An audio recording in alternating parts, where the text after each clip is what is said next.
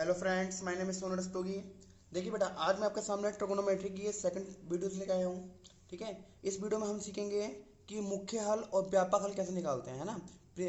मुख्य हल और व्यापक हल कैसे हम करते हैं, प्रिंसिपल सॉल्यूशन, और इसको हम कहते हैं जनरल सॉल्यूशन। ठीक है, ध्यान दीजिए। इसको समझने से पहले ना थोड़ा सा ही चतुर्थांश को समझना पड़ेगा हमें, है ना।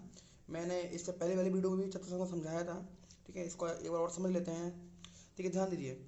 चतुर्थांश में क्या होता है बेटा, एक होता है एक्स डैश, ये होता है एक्स, ये होता है वाई, और ये होता है वाई डैश।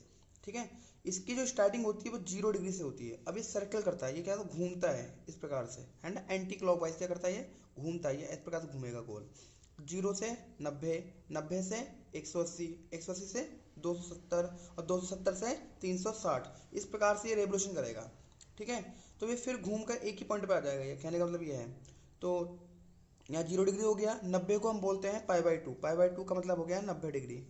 ठीक है, और यहाँ पर पाई का जो मतलब है, पाई का मतलब होता है यहाँ पर 180 डिग्री। ठीक है, और 3 पाई/2 का मतलब हो गया यहाँ पर 270 डिग्री। ठीक है, और फिर यह हो गया 360 डिग्री। इस प्रकार से रेवोल्यूशन करेगा।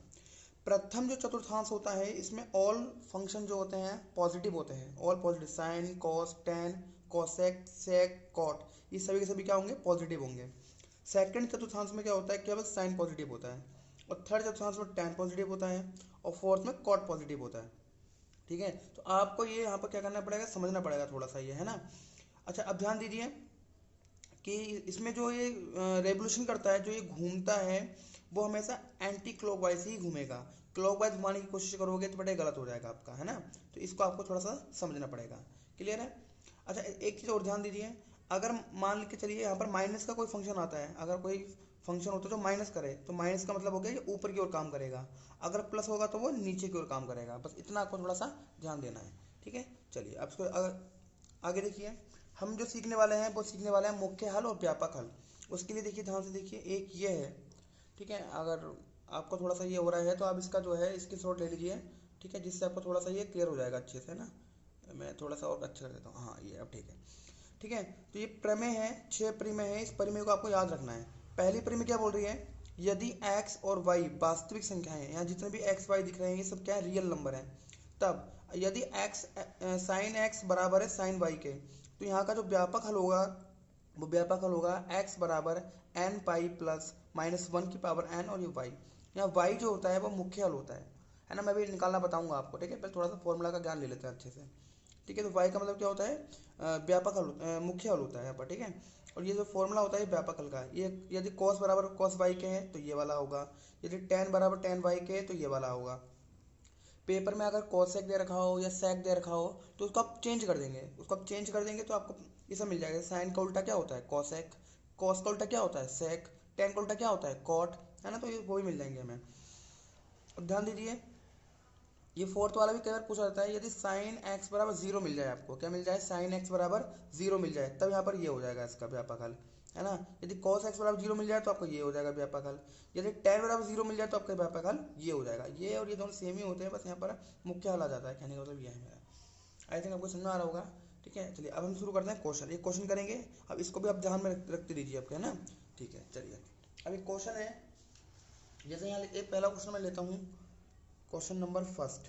यहाँ लिखा है कि साइन एक्स बराबर है, साइन एक्स बराबर है 1/2। इसका इसका मुख्य हल तथा व्यापक हल व्यापक हल ज्ञात करें, ज्ञात करें। ये मैंने क्वेश्चन ले लिया कि साइन एक्स बराबर 1/2, इसका मुख्य हल तथा व्यापक हल ज्ञात कीजिए। अब देखिए बेटा, कैसे करेंगे इसको, ध्यान देना थोड़ा सा। यहाँ दिया है साइन एक्स, पहले मैं इसका मुख्य हल निकालूंगा। ठीक है, सॉल्यूशन करता हूँ मैं यहाँ से सॉल्यूशन। तो ये हो जाएगा साइन एक्स बराबर 1/2। अब साइन एक्स बराबर, अब 1/2 साइन में किसका मान होता है, ये 30 का मान होता है, जिसको मैं लिखूंगा साइन पाई/6। साइन से साइन कैंसिल हो जाएगा, तो यहाँ पर क्या आ जाएगा, एक्स इजल टू आ जाएगा आपका पाई/6। इसका मतलब ये क्या निकल गया आपका, ये निकल गया आपका मुख्य हल, ये निकल गया आपका मुख्य हल, प्रिंसिपल सॉल्यूशन जिसको बोलते हैं प्रिंसिपल सॉल्यूशन। ठीक है, अब हम यहाँ क्या निकालेंगे, व्यापक हल निकालेंगे। तो व्यापक हल तो साइन के लिए व्यापक हल का क्या था फंडामेंटल, ये था यदि साइन एक्स बराबर है साइन वाई के, तो इसके लिए व्यापक हल क्या था, एक्स बराबर n pi plus minus one की पावर एन और वाई, और यहाँ पर वाई का मतलब क्या होता है, मुख्य हल होता है ना। तो व्यापक हल का क्या था फॉर्मूला यहाँ पर, एक्स बराबर n pi plus minus one की पावर एन और वाई, है ना, ये था यहाँ पर। तो एक्स बराबर n pi plus minus one की पावर एन और वाई की जगह आ जाएगा ये वाला सॉल्यूशन पाई बाय 6। तो ये हो गया आपका व्यापक हल, बहुत ही सिंपल है, इतना हार्ड नहीं है, ठीक है। तो इस तरीके से आपको क्या करना पड़ेगा, सॉल्व करना पड़ेगा, ठीक है। अब मैं आपके सामने एक क्वेश्चन और लेता हूँ, ठीक है, फिर हम करते हैं। अब ध्यान दीजिए, थोड़ा सा ऊपर कर देता हूँ, हाँ यही ले लेते हैं।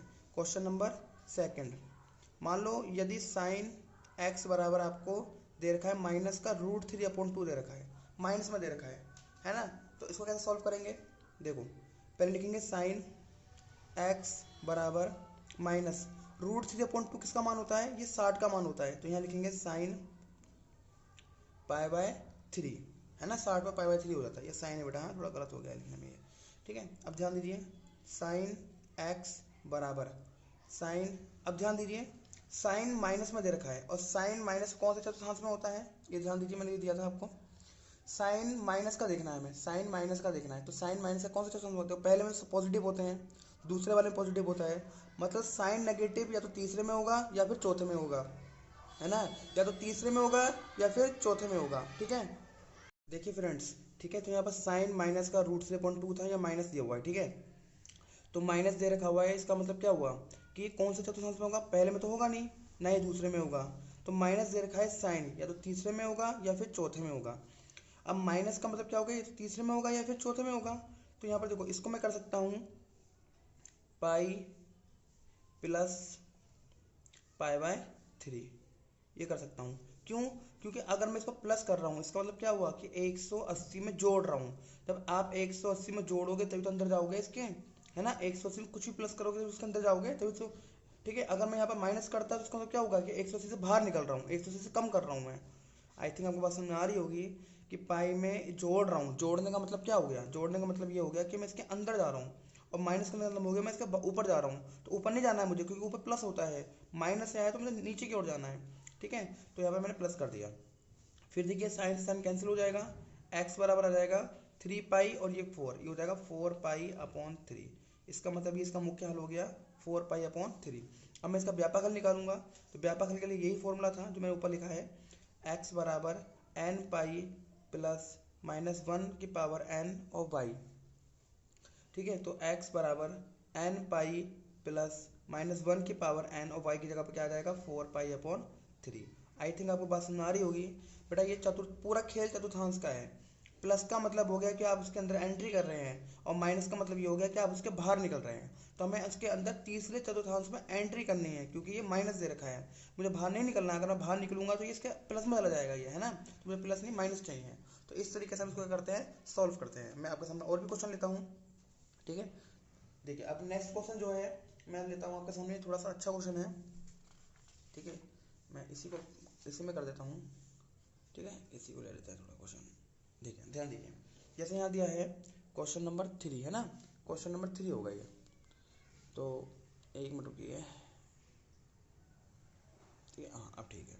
तो यहाँ जैसे मान के चलिए, यहाँ मैंने ले लिया sec, ये रोशनी आ रही है, एक मिनट, हाँ अब ठीक है, ठीक है। जैसे यहाँ लिया है sec एक्स बराबर 2, अब ये दिया है, ठीक है। अब मुझे इसका निकालना है, इसको मैं कैसे करूँगा, अब ध्यान दीजिए, यहाँ sec लिखा हुआ है, तो sec को पहले मुझे ब्रेक करना पड़ेगा, क्योंकि फॉर्मूला मेरे पास साइन कॉस टेन का होता है, sec का नहीं होता है ना। तो sec किसका उल्टा होता है, sec कॉस का उल्टा होता है ना। तो यहाँ हो जाएगा cos x बराबर 1/2, ठीक है। तो ये क्या बन गया आपका cos x बराबर 1/2, और इसी का मैंने अभी पीछे निकाला था, ये देखिए, अच्छा साइन का निकाला था अभी, है ना, cos का चलो निकाल लेते हैं, कोई दिक्कत नहीं है। यहाँ दिया है cos x बराबर 1/2, इसको निकालेंगे। देखो पहले cos x बराबर, अब cos में 1/2 किसका मान होता है, cos में 1/2 होता है 60 का, है ना। तो पाई/3 हो जाएगा, cos से cos कैंसिल, x बराबर आ गया पाई/3। तो ये आ गया इसका मुख्य हल, ये क्या बन जाएगा इसका मुख्य हल। अब निकालेंगे व्यापक हल। व्यापक हल। अब कॉस के लिए व्यापक हल क्या था, अभी एक मिनट रुकिए मैं दिखाता हूँ आपको। ये यहाँ देखिए, कॉस अगर x के बराबर है, ठीक है, तो इसके लिए 2n pi plus minus Y, ये था इसका, है ना, 2n pi plus minus Y. तो यहाँ पर कॉस के लिए व्यापक हल ये हो जाएगा आपका x बराबर 2n pi plus minus y, और x बराबर बन जाएगा आपका 2n pi plus minus Y की जगह क्या आ जाएगा, पाई/3। तो ये निकल गया इसका व्यापक हल। तो बेटा पेपर में ये मुख्य हल और व्यापक हल दोनों ही निकालने को आते हैं, ठीक है, तो इसको अच्छे से याद कर लीजिए, ठीक है, तो बढ़िया रहेगा आपके लिए। ठीक है, एक लास्ट क्वेश्चन लेते हैं, फिर इस टॉपिक को फिनिश करते हैं यहाँ से, ठीक है। ध्यान दीजिए, एक क्वेश्चन है, ये काफ़ी बढ़िया क्वेश्चन है। देखिए जैसे यहाँ लिखा है, एक क्वेश्चन लेते हैं ना, क्वेश्चन,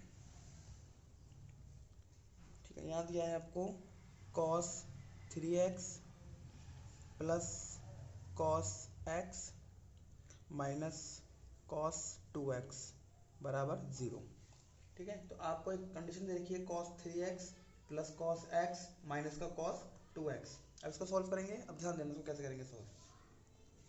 देखो बेटा यहाँ पे हमें कोई दो फंक्शन लेने पड़ेंगे। देखो मैं यहाँ पर लेता हूँ 3x और x लूँगा।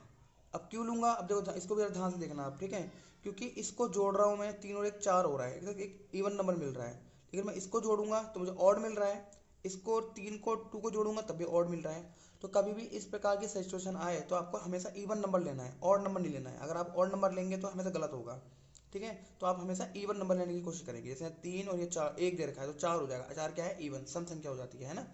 तो देखिए ध्यान दिए, तो मैं इसको और इसको लूँगा। तो यहाँ पर एक फॉर्मूला बन रहा है, therefore cos a plus cos b बराबर होता है 2 cos a plus b upon 2, फिर cos a minus b upon 2। ये cos a plus cos b का फॉर्मूला होता है, इसको हम यूज़ करेंगे। तो a की जगह पे आपको 3x रखना है और b की जगह पे आपको x रखना है और इसको एज इट इज उतार देना है, ठीक है। ध्यान दीजिए, तो a की जगह पे 3x, b की जगह पे ये रखना है, तो ये बन जाएगा 2 cos a की जगह पे क्या रखना है 3x और b की जगह पे क्या रखना है x अपॉन 2। यहाँ क्या बन जाएगा, cos a की जगह पे रखना है 3x और b की जगह पे क्या रखना है x upon 2 minus cos 2x बराबर 0, ठीक है। तो 2 cos 3 और 1 कितना हो गया 4, तो बन जाएगा 4x अपॉन 2।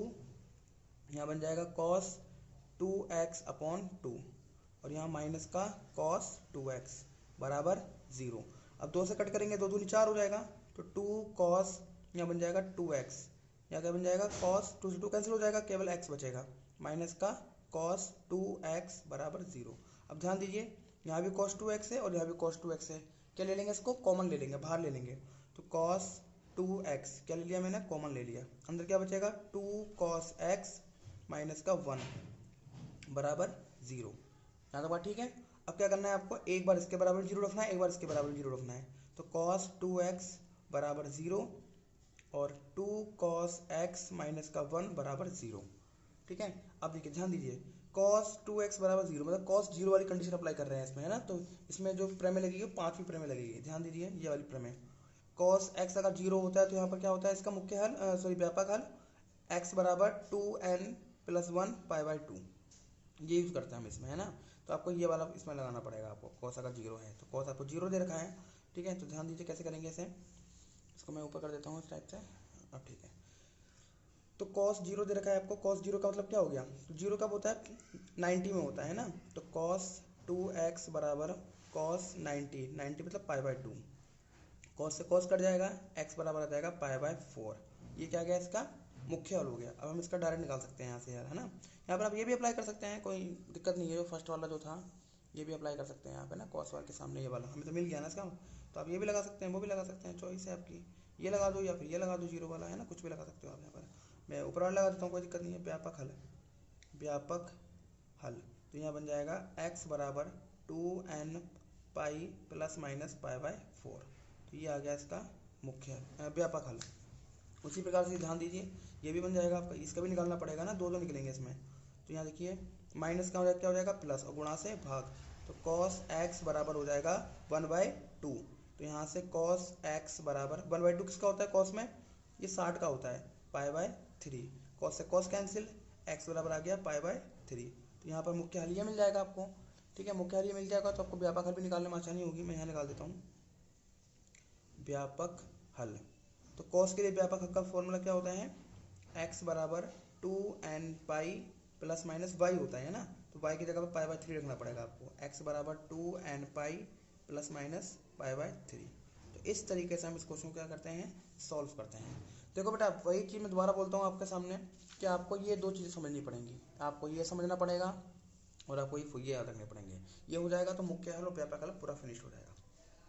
ठीक है, तो मैं एक छोटा सा क्वेश्चन मैं आपको देता हूँ, इसका सॉल्यूशन जो है मुझे आप कमेंट बॉक्स में बताएंगे आप। ठीक है, मैं साइड में लिख देता हूँ। अगर मान लो कि आपको cos x बराबर दे रखा है माइनस का √3/2, ये दे रखा है, तो आप इसका सॉल्यूशन जो है मुझे कमेंट बॉक्स में बताएंगे। ठीक है, अगर आपको वीडियो अच्छी लगी हो तो प्लीज़ ज़्यादा से ज़्यादा लोगों को शेयर करिए।